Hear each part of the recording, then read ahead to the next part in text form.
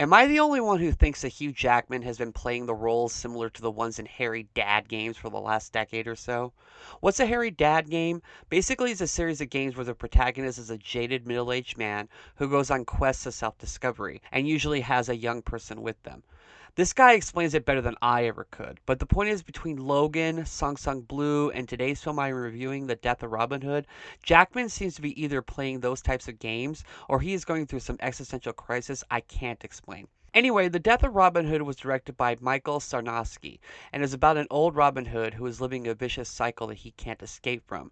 When he is injured in a battle he wanted to die in, Robin is taken to an island where he meets a caretaker and a young girl, and his would-be redemption arc begins. This version of the Robin Hood story is brooding, dark, and violent. He is also very jaded as well as tired. The opening sequence is really good, where a young lady comes to seek revenge against him for killing someone in her family. There is a great overhead shot showing many self-made grave sites, signifying that many people and many generations of families have attempted to kill our protagonist to no avail. There is a wonderful sequence later in the film where Robin gives someone a choice to either live the second chance he is given, or he will slit his throat and never think about him again.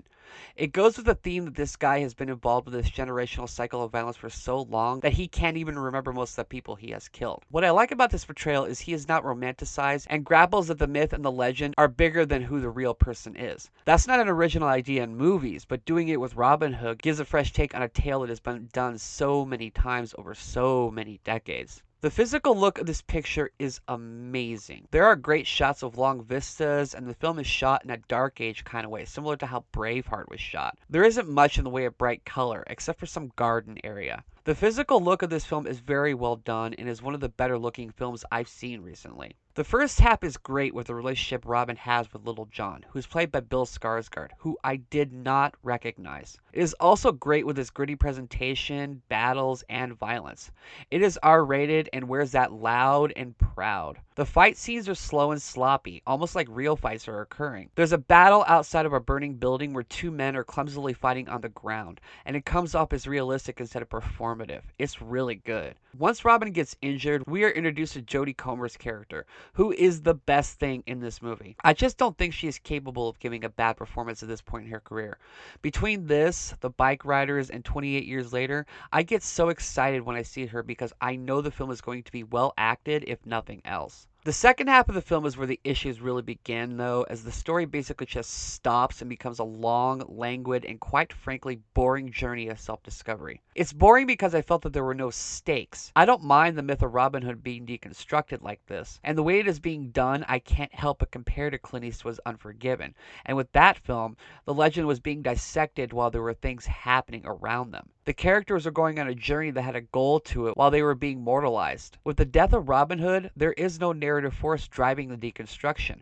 He just gets injured, then begins a slow journey of recovery with occasional sparkles of introspection. With the little girl he befriends in the film, the relationship doesn't begin to take any kind of shape until about 60% of the way through the picture, and at first it comes off as dismissive.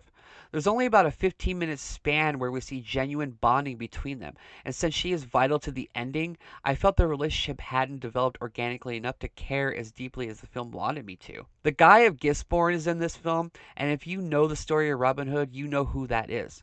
He is supposed to represent the self-actualization Robin goes through, but that relationship is severely undercooked. The only relationship in the film that worked was the one between Robin and Jodie Comer's character, and I think that's more because of her than it is because of him.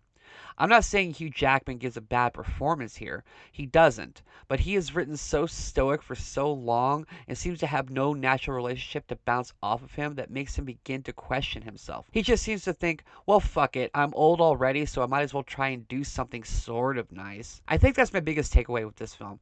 Because the first half is so strong, then we spend the second half completely bogged down with starting 3 brand new relationships, growing them, and add in a small montage of some regrowth. It becomes monotonous, and I felt no stakes in anything that happens in the second half at all.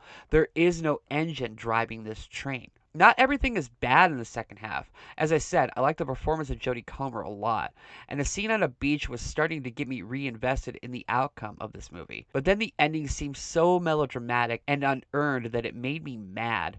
None of the relationships got to their natural conclusions in an organic way, and because of that, I felt nothing when the credits began to roll. So even though this film is beautiful to look at, has a great idea of how to approach this story, and good performances, I can't recommend it. It drips with so much false drama that it almost comes off as an Oscar bait film. An unfortunate miss. I give The Death of Robin Hood 2 stars.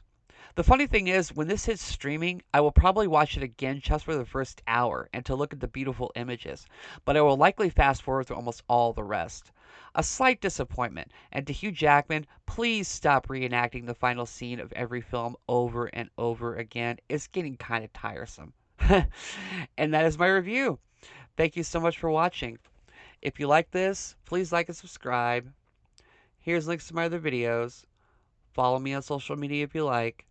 And until next time, I am Ghost.